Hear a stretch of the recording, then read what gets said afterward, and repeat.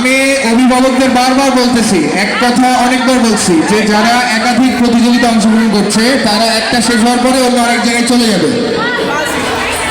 যদি কেউ একাধিক প্রতিযোগিতা অংশগ্রহণ করে, একটিতে অংশগ্রহণ করে শেষ হলে অন্য আরেক জায়গায় চলে যাবে। বিভিন্ন ক্লাসরুমে আমাদের প্রতিযোগিতা চলছে। Yeah.